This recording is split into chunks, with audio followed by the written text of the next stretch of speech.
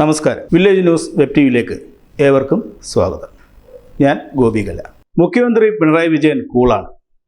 LDFിൻ്റെ തെരഞ്ഞെടുപ്പ് പരാജയത്തിൽ മാധ്യമങ്ങളും പ്രതിപക്ഷ കക്ഷികളും ആർത്തട്ടഹസിക്കുമ്പോൾ അതൊന്നും മുഖ്യമന്ത്രിയെ തെല്ലും ഏശുന്നില്ല.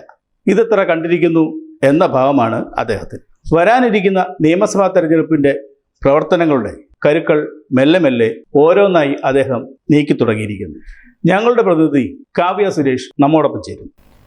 ഗോപികല, പഞ്ചായത്ത് തെരഞ്ഞെടുപ്പിന്റെയും ഫലപ്രവചനങ്ങളുടെയും ആലസ്യത്തിൽ നിന്ന് സെക്രട്ടേറിയറ്റ് പൂർണ്ണമായി ഉണർന്നിരിക്കുന്നു. ഫലപ്രവചനത്തിന് മുൻപ് തന്നെ മുഖ്യമന്ത്രിയുടെ ഓഫീസ് സജീവമായിരുന്നു. നിയമസഭാ തെരഞ്ഞെടുപ്പിന് മുൻപ് ചെയ്തു തീർക്കേണ്ട ഏറെ കാര്യങ്ങൾ പൂർത്തീകരിക്കാനുള്ള തിരക്കിലാണ് മുഖ്യമന്ത്രിയും ജീവനക്കാരും.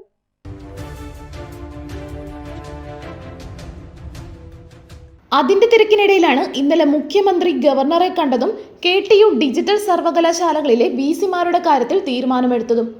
ഇന്നലെ തീരുമാനമെടുത്ത് ഗവർണർ ഓർഡർ ഇറക്കിയില്ലായിരുന്നുവെങ്കിൽ ഇന്ന് സുപ്രീം കോടതിയുടെ വിമർശനവും നിയമനവും ഉണ്ടാകുമായിരുന്നു. അതൊഴിവാക്കാനാണ് ഗവർണറുമായി ഏറെ അഭിപ്രായ വ്യത്യാസങ്ങൾ ഉണ്ടായെങ്കിലും ഒരു സമന്വയത്തിന് മുഖ്യമന്ത്രി തയ്യാറായത്. ഗവർണറുമായുള്ള രഞ്ജിപ്പിനെ കളിയാക്കുന്നവർ ഏറെ ഉണ്ടായിരിക്കും. കേന്ദ്ര ഭരണത്തിലുള്ള BJPയുമായുള്ള അന്തർധാരണയാണ് രഞ്ജിപ്പിന് കാരണമായതെന്ന് കോൺഗ്രസും മുസ്ലിം ലീഗുമൊക്കെ ആക്ഷേപിച്ചേക്കാം. അവർക്ക് എന്തും പറയാം, എന്തും ചെയ്യാം. പക്ഷേ ഒരു മുഖ്യമന്ത്രിക്ക് അതാകില്ലല്ലോ. മുഖ്യമന്ത്രിയും ആ ഒഴുക്കിനൊത്ത് നീങ്ങിയാൽ സംസ്ഥാനത്തെ 2 സർവകലാശാലകളിലെ വിദ്യാർത്ഥികളുടെ ഭാവി അപകടത്തിലാകും. അതുണ്ടാകാതിരിക്കാനാണ് മുഖ്യമന്ത്രിയും ഗവർണറുമായി ഇന്നലെ കൈകൊടുത്തത്. ഒരു ദരിദ്ര ജനാധിപത്യ സംസ്ഥാനം ഭരിക്കുക എന്നുള്ളത് നൂൽപാലത്തിലൂടെ നടക്കുന്നതിന് തുല്യമാണ്.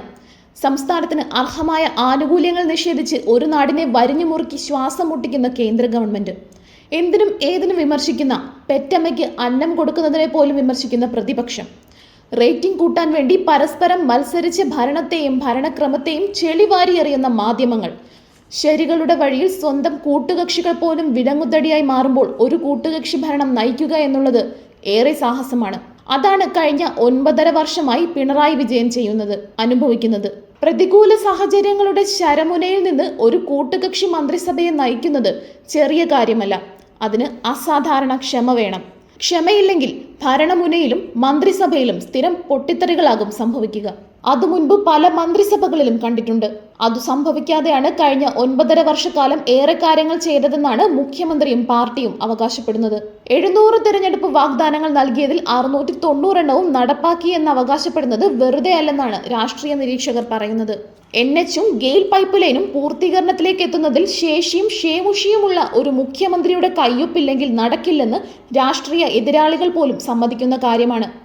വളർന്നു വന്ന ജീവിത സാഹചര്യങ്ങളോടും വിശ്വസിക്കുന്ന പ്രത്യയശാസ്ത്രങ്ങളോടുമുള്ള പ്രതിബദ്ധത കഴിഞ്ഞ ഭരണകാലത്തും ഈ ഭരണകാലത്തും നിഴലിച്ചു കാണാമെന്നാണ് രാഷ്ട്രീയ നിരീക്ഷകരുടെ അഭിപ്രായം. അതാണ് ക്ഷേമ പെൻഷനുകളിലും പ്രവർത്തനങ്ങളിലും നിഴലിച്ചു കാണുന്നതെന്നാണ് ഇക്കൂട്ടർ അഭിപ്രായപ്പെടുന്നത്.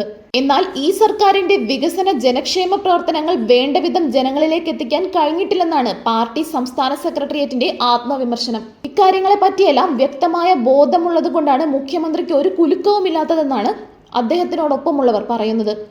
പ്രളയവും കോവിഡും ഈ നാടിനെ നരകതുല്യമാക്കിയിരുന്ന ഇന്നലകളിൽ ഒരു കോട്ടവും തട്ടാതെ വർദ്ധിത വീര്യത്തോടെ ഈ നാടിനെ നയിക്കാൻ കഴിഞ്ഞെങ്കിൽ 3ാം ടേമും തനിക്ക് ഉറപ്പാണെന്നാണ് മുഖ്യമന്ത്രിയുടെ വിശ്വാസം. അദ്ദേഹം ഈ ചിന്ത അടുത്ത ചിലരോട് മാത്രമേ പങ്കുവച്ചിട്ടുള്ളൂ. പ്രളയത്തിനും കോവിഡിനും ശേഷം 2019 നടന്ന പാർലമെന്റ് തെരഞ്ഞെടുപ്പിൽ ഇതിലും ദയനീയ പരാജയമാണ് ഉണ്ടായത്. അന്നും പ്രതിപക്ഷം ആഘോഷിച്ചു. പക്ഷെ പിന്നീട് നടന്ന പഞ്ചായത്ത് നിയമസഭാ തെരഞ്ഞെടുപ്പിൽ വർദ്ധിച്ച ഭൂരിപക്ഷത്തോടെ അധികാരത്തിലെത്തി.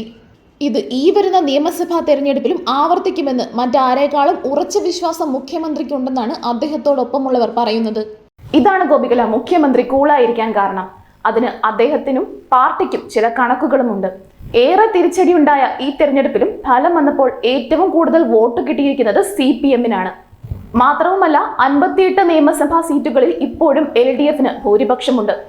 അടുത്ത ഭരണം ഉറപ്പിക്കാൻ വെറും 13 സീറ്റുകൾ കൂടി മാത്രം. 6 മാസത്തെ ഭരണത്തിനിടയിൽ അത് നേടിയെടുക്കാനുള്ള പ്രവർത്തനങ്ങളൊക്കെ നടത്താനുള്ള മുഖ്യമന്ത്രിയുടെ വിശ്വാസമാണ് ഗോപികല അദ്ദേഹത്തെ കൂളാക്കുന്നത്. അതിനുള്ള പ്രവർത്തനത്തിലാണ് അദ്ദേഹം ഇപ്പോൾ. ശരിയാണ് കാവ്യ.